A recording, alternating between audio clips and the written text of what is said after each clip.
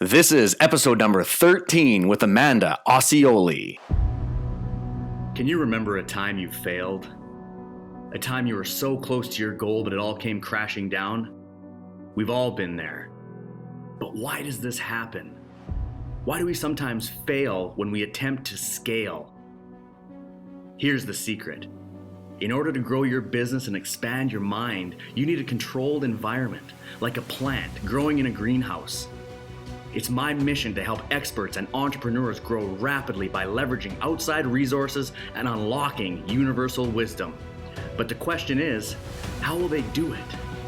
Join me on this epic journey as we monetize our passions, scale our businesses, and master eternal abundance.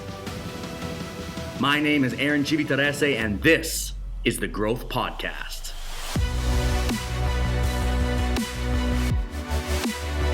I'm here today with my wonderful guest, Amanda Aaccioly, business strategist and founder of LUX-WAY. Amanda is a recovering corporate professional who found her joy in working with other female entrepreneurs. Welcome to the Growth Podcast, Amanda. It's a pleasure to have you here. Thank you, Aaron. I'm excited to be here. Great to meet you and excited to drop some growth bombs on your audience. Growth bombs. Absolutely. I should hashtag that. All right. Yeah. So, Amanda, I mean, we were chatting a moment ago, but for the listeners who don't know you as well as I do, can you just tell us a little bit about yourself? Yes, absolutely. I am originally from Nebraska here in the States, moved around a bunch, but I currently reside in Tampa, Florida. I've got two lovely children, married, and we've been here, about 2 years. I was in the corporate space for just about 10 years, just shy of that. So 9 years I was in corporate finance. I was in everything from, fresh out of college in finance administration, basically in operations, where I ended my career in financial sales, financial planning. And finally decided that the corporate rat race was enough, and escaped early 2019, and it's just been a joy ever since. That's a short story about me. Yeah, I can resonate with that. I can resonate with the growing entrepreneurs who listen to the show regularly hear me talk about the corporate rat race. And maybe you could just give us a quick insight. How did the corporate rat race look for you? What was a typical day like? Yeah, I'll explain the most recent because that was where it really felt the most grinding. So Tampa, Florida is a beautiful city. It's not the largest city, but there's, tons of people that just love to be here. So it's very saturated, which caused a long commute. So I was spending about an hour on either side of my day. And that included dropping off my two kids at daycare, and just that first hour alone was just soul sucking, is what I started to call it, right? I mean, I drop off the kids, they were usually in traffic with me for about 30 minutes. And then I had that rush of hurry, dump them at school and then rush my way onto work. Then I was usually, in my office. And I always mention this, I was a female in a, professional financial job. I had my own office, had a glass sliding door. Everything was great. Life was wonderful. But it was really just that soul sucking zero quality of life that I didn't like about my day. So, I was talking with clients, 40 hours a week about their finances, and that was great. And I really mastered the art of a goal and how to then reverse engineer that goal. But throughout the day, I couldn't wait until it was 5 o'clock and I could get out of there. It was always, how the heck can I get done quicker, faster? How can I get out of here? When can I take time off? And then again, at the end of the day, rush to get the kids, rush to get home. And the entire schedule of my life, I just felt, was to rush to get to the next thing to be done with work. So, and I'm dramatizing what that day looks like, because now I can look back and say, gosh, that was just so miserable compared to, the life that I get to live now. And the contrast that I always love to share at this part of my story is that the part where I hated the morning and the evening, which was either picking up my kids or grabbing them and heading home, is now probably my favorite part of the day. And simply because I don't have that time punch behind me to hurry, hurry, hurry, and clock into work and get your work done and hurry, hurry, hurry home. It's much more intentional. I get to walk my kids to the door, spend my time giving a hug and a kiss rather than just kind of shuffle off to get myself in front of a computer to work. Mm. Yeah, that's an interesting comparison. That's actually a reflection of your entire lifestyle now, right? Mm-hmm. And I hadn't realized it. It took a while for me to understand that, and then I really began to reflect on how things were going. I realized, wow, I actually love most of the time with my children now versus when it was always just that hurry and that stress to mom has got to get to work, right? And it's just a very different feel now. Mm. Yeah, it must be amazing. Must be And the amazing. funny thing is, my kids actually think my husband works all the time. He works a regular corporate job. He's still in the rat race. We're working on that, but he doesn't work more than a regular person. But because I spend more time with the kids currently, they just make those comments of like, well, Papa's always working. It just makes me laugh. I say, well, Mm. he's not always working, but that's how they feel in comparison to the amount of time that I'm around. Interesting. Well, your kids Mm-hmm. are very lucky that you broke away. That's nice. Congratulations on that. So, when did you get started in the online space? The fall of 2018 was where I really officially launched, right? I guess had an official LLC, all that good stuff. I've been kind of dipping my toes since really the summer of 2018, and then really officially got my first client, all that good stuff, about the fall of 2018. Mm. All right, that's awesome. We're on a very similar timeline. We talked about this earlier. I came from the corporate struggle. I felt the same way. I mean, we don't have a family yet, but I felt the same way with my time. I felt Mm-hmm. rushed. I actually got sick. Like acidity came up and ulcers and just unhealthy lifestyle because of Sure. the stress and, the lack of self-love and self-care because you just don't have time for it, you know? Absolutely. Um, so I totally hear what you're saying. Yeah. When you jumped online and you went into a new direction, which we can get into a touch later, but I'm curious, what were you looking to achieve when you made that decision?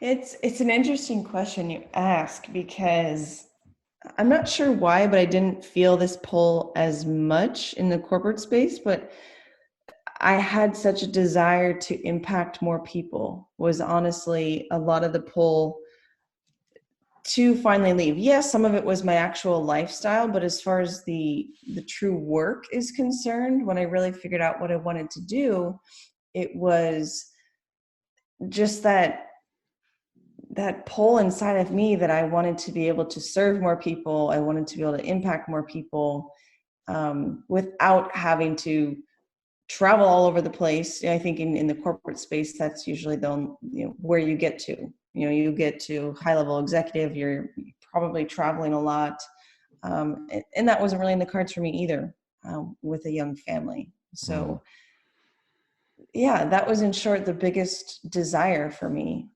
Sure, I wanted the flexibility of working wherever my computer is basically, but I also had this deep desire to impact more people, and I realized I could do that on the online space. Right, we touched on that earlier when you and I chatting. Is just that it's amazing. We can touch millions and billions of people mm. from one simple location.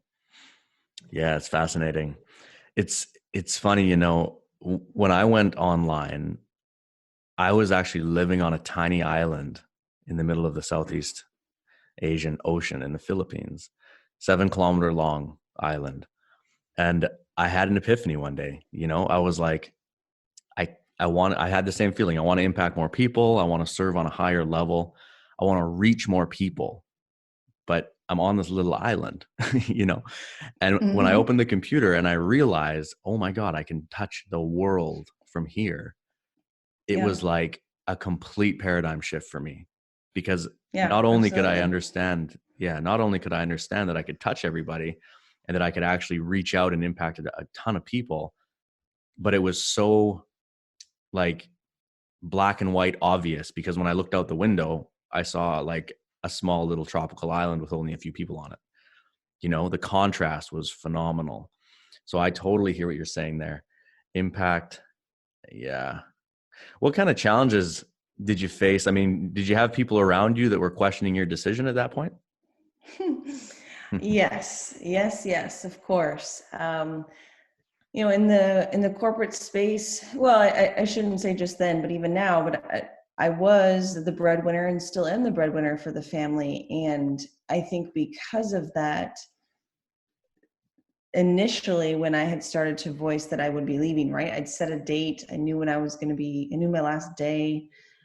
So that was when I started to tell people that no, this was, not just some little side hustle, right? I was ready to make it my full career. I had that pushback of mostly close family of, have you thought about this? What are you going to do about this? And just kind of those concerns of, are you sure you've thought of everything? There's no way you could possibly be ready, kind of, Mm-hmm. comments or conversation. Um, and then there were plenty of people that I didn't really have that conversation with. And so once it was, announced more on the online space via social media or what have you, I received some messages or calls of, wait, you did what? So-and-so's nervous about you. Is everything going to be okay? And those kinds of fears, more just, yeah, that an internal worry, I guess, Mm-hmm. came from several different areas. And one of the things I always tell people now, particularly when women ask me about that transition, I always tell them a story of my birthday is in November. And this past November, I received 4 gifts from friends. And they were friends I have never met in real life. They were online friends. So I've, grown a relationship with them. We might chat via video often enough, right? We support each other's businesses. And it's incredible to me that I can receive birthday gifts, right? Monetary gifts from people that I've never met in real life, but they are probably the bigger supporters of my business than my own friends in real life. And that's simply because they get it, they understand. It's a world that they can grasp, versus my friends in real life that are still in a corporate or professional job.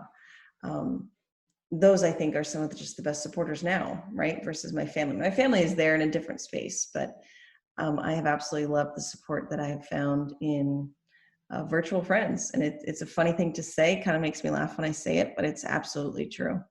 Mm-hmm. Yeah, I completely understand. I think if you have that conversation with any online entrepreneur, they will 100% resonate and understand with what you're saying there. Yeah. If I was having this conversation, I mean, obviously, ironically enough, I was having this conversation just a few days ago with one of my friends online, a fellow entrepreneur online. We have a few business acquaintances that we met through, and we were talking about this, and it sort of came up like, the people who you meet in the online space, like you and I, we've just met each other, right? A little while ago. Mm-hmm. And, Yep. but we could talk for hours about our businesses and about what we're doing and how we got here and all of our struggles, because we have a lot in common that way, right? Um, the thing that he said that struck up our conversation was your family and your friends and your corporate friends and people that have been around you since maybe you were younger or in your past life, for example, they're still observing you through that lens, right? They see you as that person that they used to know, Oh, right? So sure. they see you as their high school friend who was, the party person who went out and did this and then traveled the world, or they see you as the corporate lady who works corporate and has the family, but they don't see the new frame. But you can't blame them for that, because how could they? You're creating it in Sure. real time, right? But you're Oh, seeing that's good. yourself, Yeah, right? absolutely. Yeah. That's good. Yeah. And you're seeing yourself through the new frame, of course, because you're observing yourself. But the people like, say, myself, who are just meeting you now, I only see you in that frame, right? I don't know Amanda, the Mm, corporate worker. I know Amanda, the yep. online entrepreneur. That's all I know of you. So I can get behind your vision and your mission and support you all day long on this entrepreneur journey, because that's who you are to me, right? Yeah, that's so good. I love that. Mm, Yeah, so yeah, it's true. So interesting, right? true. And a lot of my close friends from college, I went to school out in California, so I don't see them very often. Um, but they have no grasp of this lens, right? We use that same context, Hmm. and I just hadn't thought about that. But that's absolutely true. They're only going to picture me of, yes, a woman that they went to college with, but then exactly what I did out of there was get into corporate finance. So that's still probably their main vision of me. Hmm. Yeah, absolutely. I love that. Yeah. And the other thing that I find is I sometimes I speak with like online entrepreneurs or entrepreneurs in general, that they come at it from a negative perspective. Like they're like, oh, they don't know me anymore. You don't even know what I'm doing now, kind of thing. And Sure. I've even stopped a couple of people when they went down that path, because first of all, negativity doesn't bring anything good. So stop it. But secondly, they aren't coming from a place of like disrespecting you or something. When they give you those concerns, like, are you sure it's going to work? Are you sure you can do it? Is it ready? Are you ready? What about this? What about that? That's actually coming from a place of love. They care about you and they're genuinely concerned that it's not going to work. They just don't know all the information that you know, but you can't blame them for that, right? Right. Yeah, So right. it changes the way people think about this, I think, when they frame it that way, because it's very easy to say, oh, you don't even know me anymore, you know um because it's coming from love, that they, of course, they don't know you anymore. We're different, right? Every day, like, everyone's Mm-hmm. changing every single day. How could they? Especially if you don't see them Yep. for years, it's impossible. So okay, that's very interesting. So as you transitioned online and you left your corporate grind, um what was what kind of roadblocks did you bump into right away through that transition? Good question. They could be internal, they could be external. Mm-hmm. Yeah. Well, luckily, this is funny because I'm not a mindset coach. I mean, I do focus on pure strategy and how to grow a business. But because I work with women one on one, I naturally just get thrown into the mindset work at some point. And I've been blessed with a pretty solid, confident mindset. I mention it because I would say on the internal side, sometimes your mind can just play mad games with you, right? It's either maybe you didn't close a certain client, or the client ended contract early. Some of those things can really start to grind on your actual confidence of the business that you're doing. To a point it has for me, but not really. I think that's one thing that's allowed me to continue to move forward potentially faster than the next online entrepreneur, because I most of the time don't let my head get in the way. So I'm almost coaching on that backwards, right? I'm not necessarily saying it's a true roadblock for me, but it can be if I'm not really paying attention to that, or if I'm not aware, right? If I'm not really aware of what's actually happening. More so, I guess I've done the work to get there.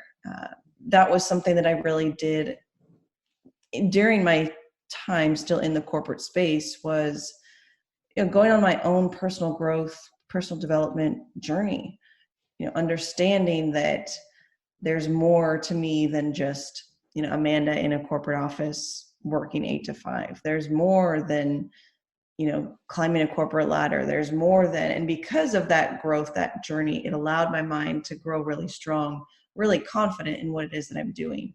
um, I think that's been one of the hardest things, is just maintaining that level of confidence, even when the online space is telling you no, right? Or I've launched some things and you heard crickets. I mean, that's just part of what happens. You got to figure out what exactly your audience is wanting, what's interesting to them, what people are grasping for.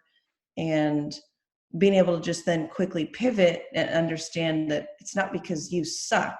It's just not what your audience wanted. You know, if you have an offer that doesn't sell, or, you know, something you put out into the world and nobody buys, I've been able to just keep moving forward. But that can very quickly knock you up if you're not really strong and sound in your actual mindset of it. Absolutely. It's funny, you know, it sounds to me like you were working your corporate job. You were obviously successful in it. You know, you're a very smart, switched on, quick thinking human.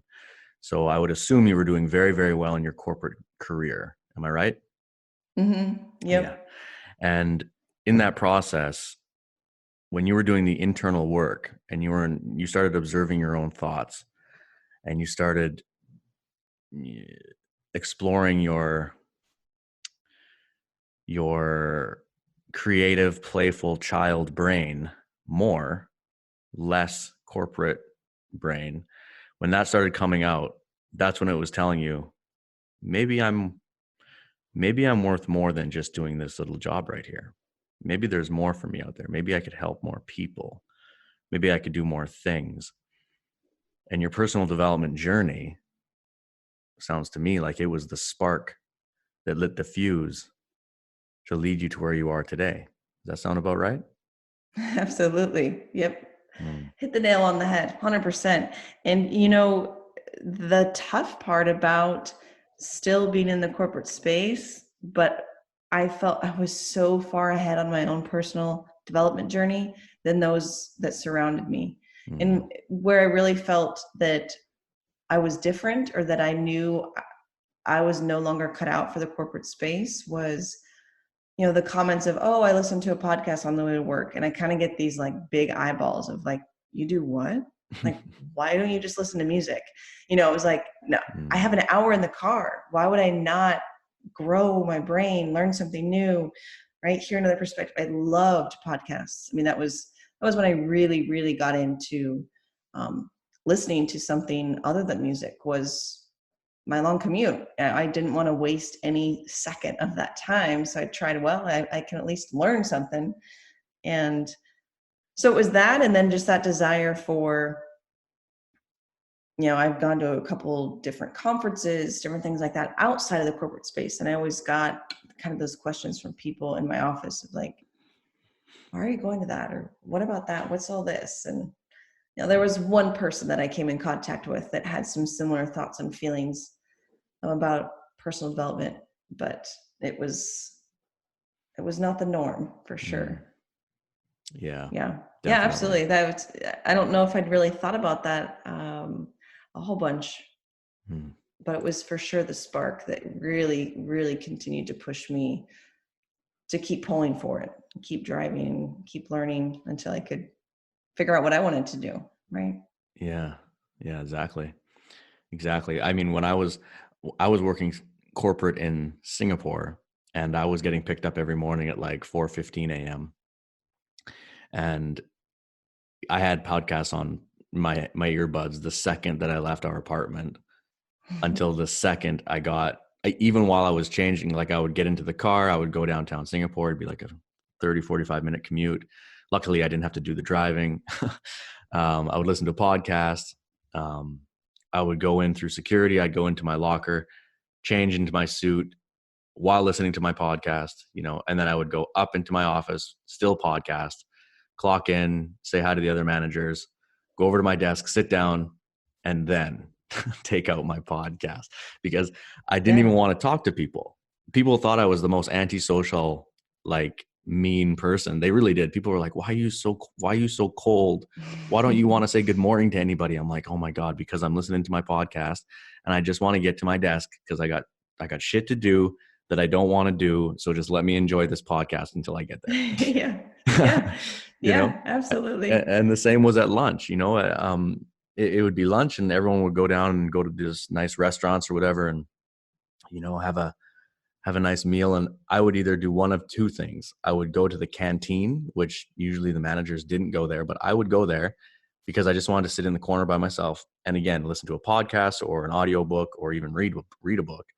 and eat whatever food because I didn't really mind. Actually, I enjoyed the canteen food. It was nice Singapore Asian food. I enjoyed it. So I was like, whatever, it's good. And I would Yeah. just read and sit by myself like the geeky kid in high school. Like I was that guy all of a sudden. I've never been that guy before. And I was in the Mm-hmm. corporate world. I was like, I'll just be over here in the corner, guys.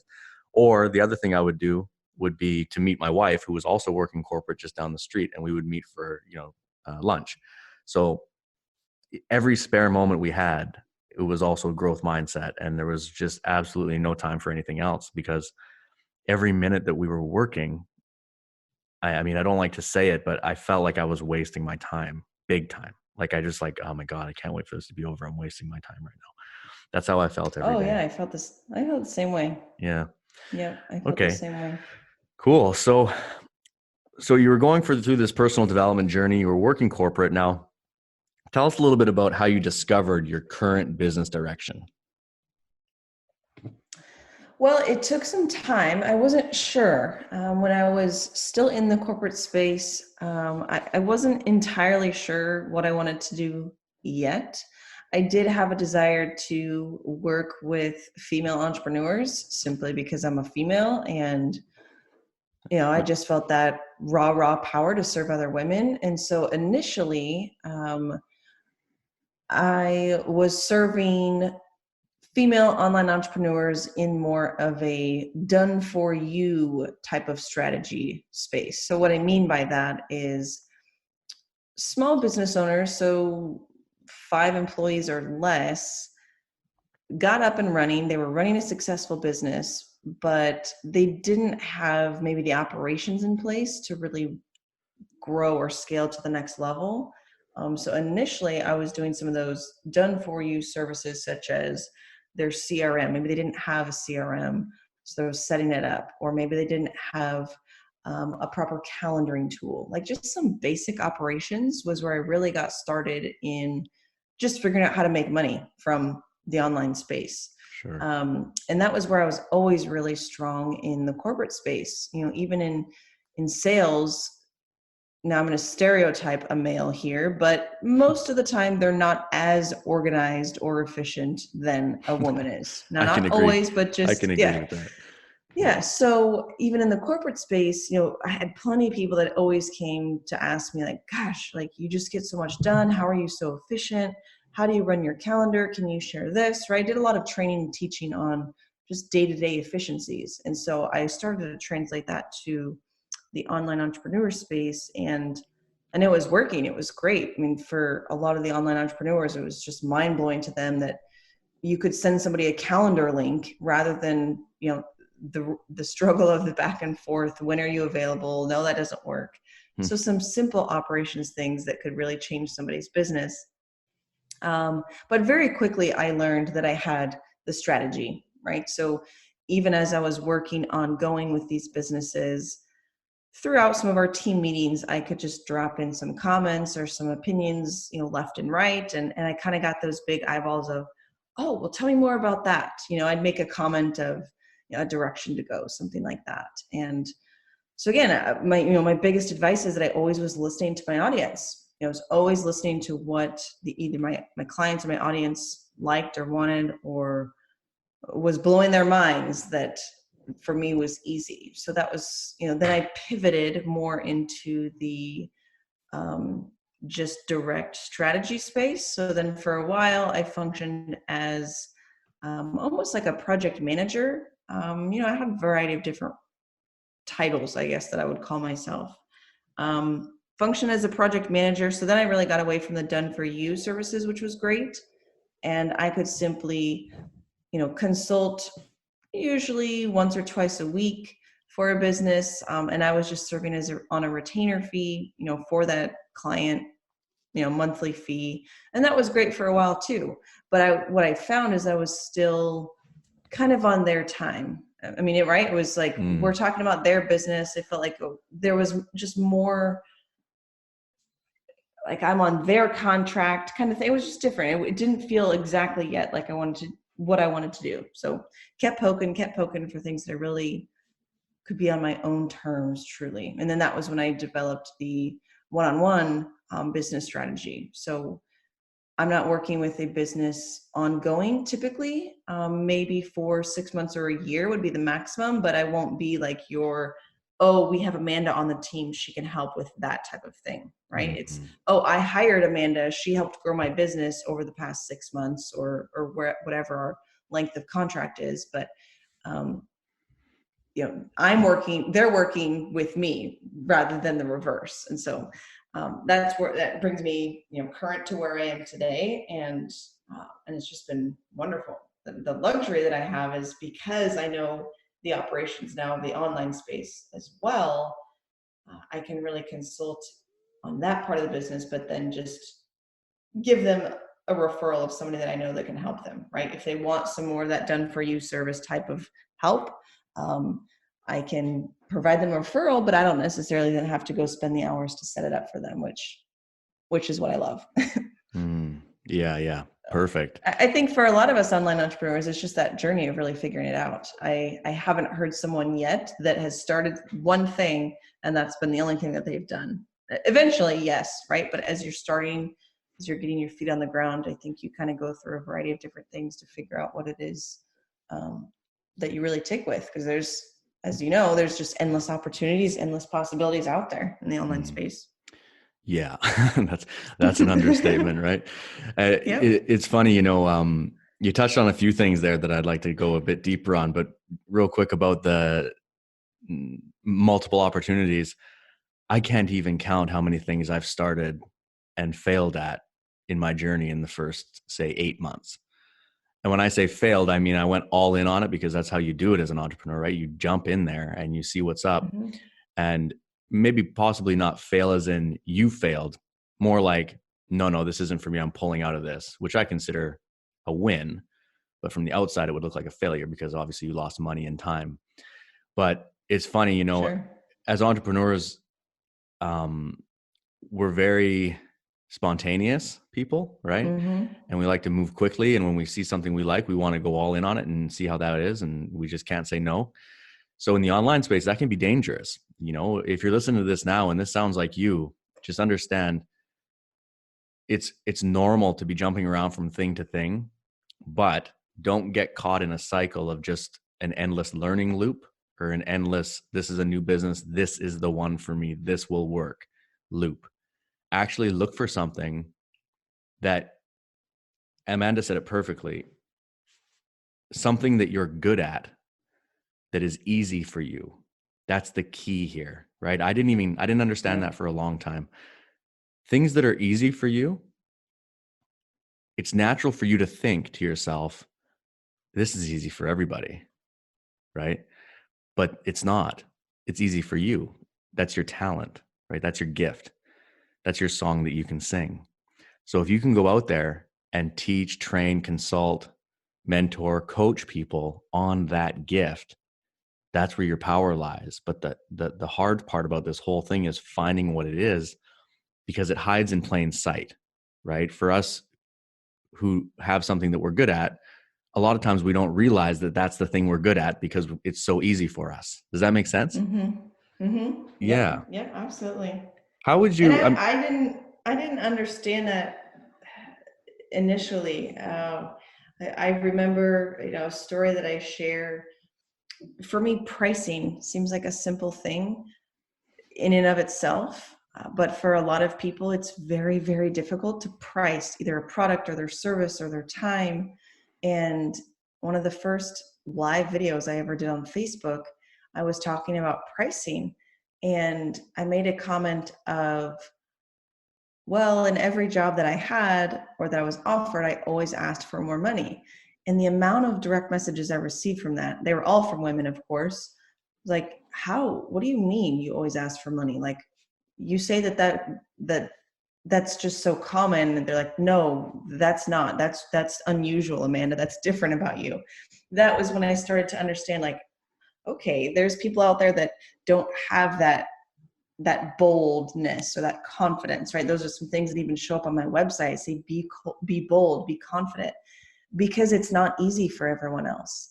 Now, that's not necessarily even something that I'm coaching on, is that boldness or that confidence, but because it comes so easy to me, I can talk about it gosh, and so we all have deaf ears. I can talk about it forever because it is easy to me. And that was the first time that I realized, I have an endless amount of stories I can share with the world on those topics that are easy for me. And that's when I find the ability to grow an audience, to grow followers, all those kinds of things, because I'm learning to share my stories about things that are easy for me and are not easy for others. And that's when you really could grow those listeners or those followers, and start to build a community around that, because they'll eat it all up all day long.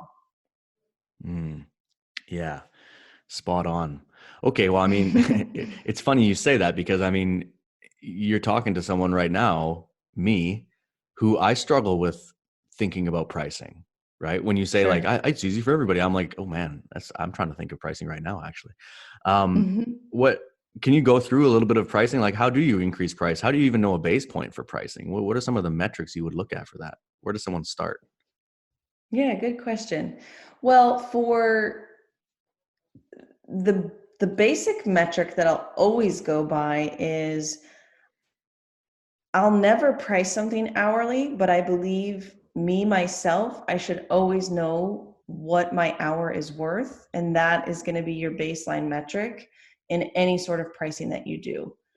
Right. So you can talk about the Russell Brunson. Russell Brunson can understand that an hour of his time sure as hell is more than $100 an hour. Right. But there might be someone that's new to the online space that no one knows who you are. No one knows what kind of business that you're in, but you've escaped the rat race and you were making six figures. You can still factor that in, right? You can still factor in, your 10, 20 years of experience in whatever it was that you're doing. It's not like you have to go back to $10 an hour work, but you got to give yourself a baseline. You got to start somewhere, particularly when you're changing to the online space.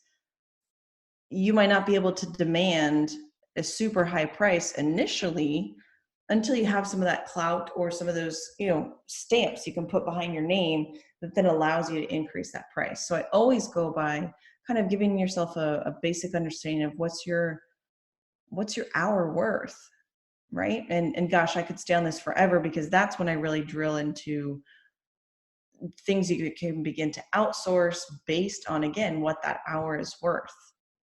Um, for me, even, I started, a little over a year ago, but every client that I had, I never offered the same price. It was pretty much higher every single time until I was no longer converting business. So that was the other metric that I always use as well. If you can continue to increase a price and have people buy, then there's no reason you should keep the same price. Yeah. Right? If you can sell your service for $500 and you have buyers, then you go to 1,000, you still have buyers, then you go to 2,000, 3,000, wherever it is. If you continue to have buyers, why would you not increase the price? And sometimes I'll receive pushback of, well, gosh, when is enough is enough? Well, again, Russell Brunson can charge $1 million for building a Tony Robbins funnel. And I don't know the exact price point, but I know it was up there, right? It was up there for him to work with Tony Robbins to build a funnel. Why? Because he can, right? If people are going to pay for it, now he has the expertise, of course, so that goes into it. He's got the knowledge, but if you can demand a price and people will pay, that's why people continue to increase, because there's buyers. Totally. It goes back to listening to the audience, really, and the market dictates, right? Market dictates if your value's there, it dictates the price, it dictates all of these things. Just listening to your audience will give you these answers, right? Yeah. Cool. Yeah. Cool. Okay, so I want to just something that's interesting to me, because I know a lot of people listening like us when we were listening to podcasts back in the day, and we were looking for a new route in life, for example, or we were looking to change some things and getting to something new. A lot of people start in the freelancing space like you did, right? Yep. Do you have any advice for someone who is possibly in the freelance space, or they're entering it now, but they're just unsure how to turn it into a career? Yeah, good question. One of the things I coach on often, I always tell my clients, you need to find your one main thing. So it's what I would advise a freelancer is, you're a freelancer. There's still probably something in that freelancing service that you're providing that is your superpower, right? Your genius, your something that's easy that other people don't find easy. Your freelancing work probably expands a little bit larger, I'd imagine. You might be dipping your toe in a variety of different things, but I want you to focus on one main thing. Until you can monetize that one main thing, then that's when you really can begin to build a career out of it, or building just a bigger, stronger business around one main thing. It's hard. I'll think of like a virtual assistant, for example, as a freelancer. They might be offering, email management, calendar management. Maybe they also started to dip their toe into Canva. So now they're building some social media graphics, and their entrepreneur that they work with also has a podcast. So they're trying to figure out how to help them edit a podcast, or, right. They kind of say yes to everything, because as a freelancer, you just want to take every dollar that's out there. And, particularly for that one client, you just become the yes woman. For a while, I did that as well. And you're not going to turn a career out of that. It's one thing I'll coach people around is, how can I refer you if you're the email, calendar, podcast, social media graphics person, right? No one's looking for that. They might be looking for one of those things. So if I can't then tell that particular person, oh, you should go work with Amanda or go work with Aaron or whatever, you're going to have a hard time turning whatever it is that you want to do into a real business, because how can anyone refer you business if they don't really know your superpower, your genius, what it is that you're really good at? So that's where I go back to, what's your one main thing? What's one main thing that you can focus on? Then you can build several different ideas and products around that, right? Like, Aaron, you have your one main business, but then you've developed a podcast around it, or you've done some other things. Maybe you have a product even, right, that you could develop, but it's still probably going to stem off of that one main thing. And that's where then it really starts to become more of a business and less of a freelancing job. Yeah. Focus, right? It's the everlasting theme of the entrepreneur world, right? Like, stay focused, go down one path and stay on it. Yeah, well, and you mentioned, the spontaneity, and we get that shiny object syndrome too, where everything looks great and, oh, that looks wonderful, let me try that. And that's fine, but at some point you do have to stay a certain amount of focused so that you can figure out, is this thing going to work? If you're still in the freelancing space, you've got to understand, if you have a particular service or product that you're offering, you need to know if it can work to grow you into a long-term career, right? Is it going to become obsolete? I'll talk with, Instagram specialists at some point, and, I believe Instagram won't be around forever. We talk about Facebook. Well, Facebook hasn't been around forever. There were things that were before Facebook, right? We'll go back to MySpace. People laugh at it, but that was what there was before Facebook. There will be something after Facebook or after Instagram. And then what is your business model? So not that I'm saying that someone can't run a business on Instagram. Gosh, I know several huge influencers in Instagram space that make millions of dollars, but you've just got to make it still your one main product that you can monetize enough into a real business, and not just, oh, I have this one small thing that I can build your Instagram post for you, right? So just going from freelance entrepreneurs, yes, you can do that, but what's the actual skill you have that's getting you there? You understand how social media works. You understand how influencers work. That's really what your genius is. It's not necessarily Instagram per se. You have a genius that's a little bit deeper than that. And that's where you can then continue to grow it. So if Instagram goes away, doesn't mean your business falls flat. You'd be able to pivot to the next thing, I think. Yeah. Yeah, focusing on the macro skill set rather than the micro tool, let's say. Yeah, great. Yeah. Great. That really resonates with me because I, you know, knew on the journey as well. At the beginning I was trying to be a master of everything. I was jack of all trades, mastering of none, you know. And I was looking at funnels, I was looking at just every literally everything there is. I was doing it all, learning it all, which I guess you need to at the beginning, right? To understand what's going on here. But recently, over the last, 4 months, I've focused all my attention on sales and on, to go one step further, the closing process of sales. And so since I've been doing that, I've been just focusing my attention on closing, learning closing, and helping other people learn closing, right? And hooking up with Yeah. businesses and helping them close, and developing closing strategies and helping with scripts and things.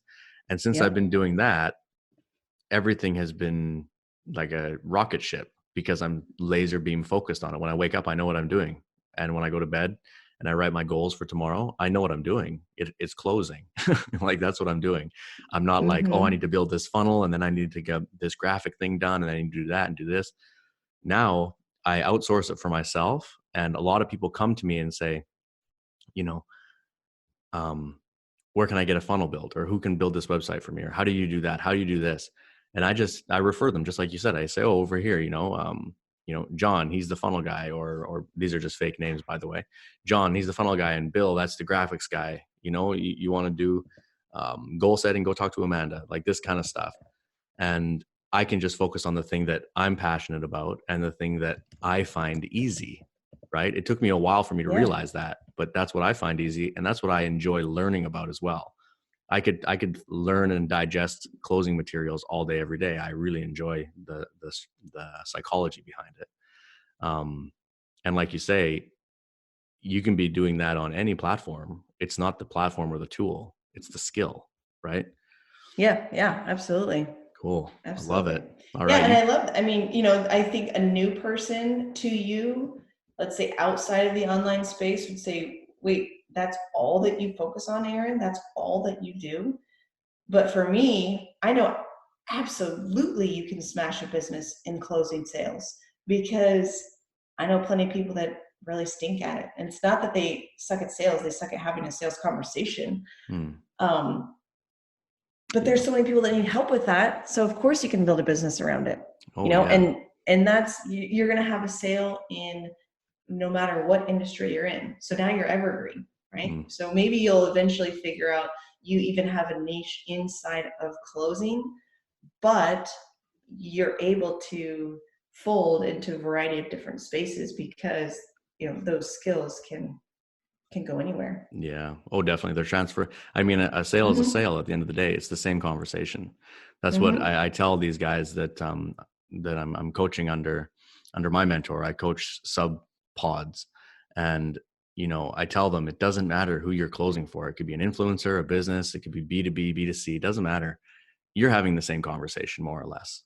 Like it's basically the same structure, and it's all psychology, and it's all about them. And I give them the whole structure around it, and we don't heavily base on scripts. Scripts are there as like a framework, right? It needs to be conversational, but as you say, it's evergreen. It's anything. You could be selling a car, a house, a social media package, SEO package. You could be selling a consulting for somebody on their behalf. You could be selling a mindset course. You could be selling a yoga retreat. You could be selling anything. It doesn't matter. You're having the same conversation. Yeah, you absolutely can build a business around that. You can look at the biggest names out there who have built ridiculous businesses. I mean, good vibes or bad vibes. You can look at the Wolf of Wall Street. You can look at Dan Locke. You can look at these guys, and they're making massive impacts these days. Grant Cardone, all he talks about is closing. That's all he talks about. He goes on his social media and talks about his real estate and stuff. At the end of the day, he's building a sales team. That's what he has, right? Oh, it's awesome. I love it. So, okay. So good. Yep. Yeah, right. Like at the end of the day, that's what it is. And not to go too far on what I'm doing here, but what's interesting is, like you say, you can work from your computer anywhere. So what I'm excited about is we're building sales teams that are remote, right? So, you get on Zoom and you talk to your teammates about your stuff, but you're all sitting at home or in your home office or whatever. but you're Yeah, essentially a that's sales team, beautiful. right? You're Mm-hmm. sitting there with your headset on, you're taking notes, you're doing sales calls. We even do sales roulette where we'll all jump on Zoom and we'll go around and everyone will do a call live so that we can critique each other. So it's just like Oh, nice. it's just like a sales floor, but you're Mm-hmm. sitting at home. Yep. It's amazing, right? Yeah, Cool. that's awesome. I didn't think Yeah. about that. That's great. Because Yeah. Yeah. I've been there, right? Corporate financial sales was on a floor of 50 men pretty much. Yeah. There You you know, where go. you're listening to a whole bunch of, yeah, that's great. I love that. Yeah. So it's Online cool. roulette. Mm-hmm. Online roulette. Exactly. It's funny. It's really good. It's really good. So, okay. How about this? Do you have a goal that you've achieved that you're most proud of?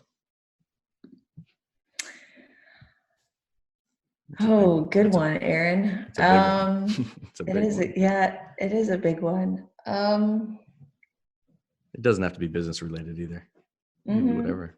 Well, I mean, in the sole fact that I left the corporate space was a goal I had for a long time. That in and of itself, I mean, is a goal I've achieved and then yet sustained. So Mm, that has been beautiful for me because it's changed my life. So that's absolutely a goal. I mean, I'm huge on goals. It's one of the main things that I teach and coach on is setting a goal and then how to, reverse engineer its success. But in my own just personal space, it's little things like, well, not necessarily little things, but like buying your dream house. Like, how do you get there? It's not like you can just set that as a goal and it's going to happen overnight. You have to work and build and stay focused on it. mm, In the personal world, I guess that's the biggest thing for me is, you know, we worked for a really long time on saving money, finding a house we wanted to live in. But then actually doing it was really incredible. I get the luxury of having a home where I have my own office. I never envisioned that would be something that I would have. And it's wonderful to me. It's, 5 a.m. my time and my family can be sleeping and I can be working, and it's a beautiful thing. And not because I have to, but because I want to. So I think just those are really the biggest goals for me that I think have just changed my life. And there mm. aren't that many goals I think that we can achieve that we can say that about, but it's changed my life. That focus that I had in wanting to leave the corporate space allowed me to be really diligent on, I got to save money for a house. I got to save money for a house, or I got to, got to stay focused here. I'm going to have to work tonight. I'm going to have to work to midnight, whatever it was. Those were goals I achieved for my own work. And that's incredible. Yeah. That's awesome. Congratulations. I love it. Oh, thank you. Yeah. Yeah. Thank Very, you. very cool. Very cool. It must feel fulfilling, right? You feel good. Yeah. Well, and just, I think, as a fellow entrepreneur, I'm sure you feel the same way, but growing something that's your own, I mean, that I think will always be the main goal that I'm so proud of, because it has my name behind it, right? Someone works with me. It's like, oh, I worked with Amanda, not, oh, I worked with X and X team and they helped me do that. Mm, But now, yes, it may be my team, but it's like, it's my business that I built. That I think will always be my goal that I'm so proud of. mm. Built a business. Yeah, totally. Period. That's it. That's so much Yeah. success and so much pride and joy there. Love it. The LUX-WAY. Such a cool brand too. Your logo's cool. The name's cool. It really pops. It's really cool. Oh, thank you. Yeah, Thank you. it's nice. Okay, so let's talk about goals for 2 seconds. Let's do it. Yeah, you're big on goals. You're big on helping people tackle their goals and reverse engineer. Can you touch on that lightly for us? Yes. So my favorite kind of brief explanation that I always love to give, I did a live workshop on this actually here in Tampa a couple weeks back, and I get the same response, which is always, oh my gosh, I never thought about that. It makes it so much easier. One of my taglines is, I always want to take you from a place of overwhelm into a place of organization, and not necessarily like your pantry is all organized from A to Z and color coordinated, not necessarily that kind of organization, but that you have a goal. So we've set an annual goal, and you understand in an organized fashion exactly how you're going to get there. So that's where I then bring in my term of reverse engineering its success. So let's use a podcast, for example. Let's say we decide we want to launch a podcast. Now, if you keep your goal as, I want to launch a podcast, most people are going to immediately get extremely overwhelmed because they're going to think of the 10,000 things that they have to do to actually launch a podcast. I like to break it down further than that. Your annual goal sure might be, okay, in 2020, I want to launch a podcast by, the end of December and have 100 subscribed listeners or whatever, right? So that's part of it, is you want to make sure that your goal is extremely focused and detailed so that you can understand where its success will be. But then we've got to break that down into quarters, months, weeks, and days. Now, again, that can sound overwhelming, but we take it one step at a time. So we've got a podcast, that's our annual. Then let's break it into quarters. So maybe for one quarter, all that you're figuring out is the technology behind a podcast. Now, all of a sudden, even just for that quarter, let's say it's Q1 of 2020, your entire goal for 3 months is to figure out all of the technology that's going to go into building a podcast. So from January, February, March, you're then going to figure out, okay, between January, February, and March, what types of the technology do I need to figure out? Headphones, microphone, what sort of editing tool, where are you going to host it, like all those kinds of things. But you're simply just brain dumping. Okay, I have 3 months to figure this out. Where between January, February, March will those things fall? You're just basically filling in the buckets. So maybe January and February, you put, maybe the tactical parts of the technology. So then now all of a sudden, instead of, oh my God, I have to launch a podcast in January, it's, okay, in January, I got to make sure I have the right headphones, microphone, and whatever else goes into that. Now, all of a sudden, you can forget about the phase of overwhelm into just a very clear, defined A to Z process of what you need to do to then achieve said goal. Now, if you have a shorter timeline, that's where I think there might be some pushback from listeners of like, well, okay, man, what if I don't have a year? No problem. You can still do the same process. You're just going to shorten that time frame. So if you want to do it in 6 months, okay, now you can split it up into 6 months if you want. You could do 2 quarters, however it may be. But my best advice is to always continue to break it down into sub parts to then make it more manageable. So if we go back to, okay, we're at January and we're simply figuring out technology, then break it into weeks. Maybe the first week, all you're doing is research, right? That's your whole task for the whole week. Then that doesn't suck your entire week of figuring out, holy crap, how do I launch a podcast? You're probably going to get distracted with 10,000 other things, and now you've done nothing. That's where most people fail in wanting to reach a goal. They get too overwhelmed, then they start looking at too many other things to help them get there. And then in reality, they end up doing nothing, or they fail because they just couldn't stay focused enough. They didn't have enough small action items to move you forward. So it's the best thing that I always want my clients to find is if you can build enough actionable steps into the success of that goal. Hell, you can take action all day long, right? Aaron, if I give you a list of 5 things I need you to do next week, chances are you'll do it. If I give you 5 very specific tasks, right? You'll take action. Of course, you'll take action. But when people really start to fail is when they don't know what that action looks like, or they don't know what to do next. Yeah, totally. Breaking it down, shout out to one of my mentors, Chris Duncan. He has this thing called lenses, and he breaks down a year into quarters, into months, into weeks, into days, into hours. And, since implementing his strategy, it's a laser beam. It's really a laser beam, right? And that's what you take your clients through. It's a laser beam focus. Again, is what it is, staying on the straight line, as Jordan would say. Interesting. Yeah, I heard on a podcast the other day, this woman, I forget her name now, but she talks about winning the hour allows you to win the day. So she also is then focusing on that productivity, right? If you can focus enough into 1 hour to get something done and stay productive, stay efficient, you've won the day because you've got something done. You're able to move forward. Now you just do that over and over and over again, and then you can win, the month, the quarter, the year, whatever it may be. But same concept, just different words. Absolutely. Yeah. Mm-hmm. Yeah. Myself and some other closers, when we chat about things and then we get off and then we're going to have a few hours of productivity, we call them power hour.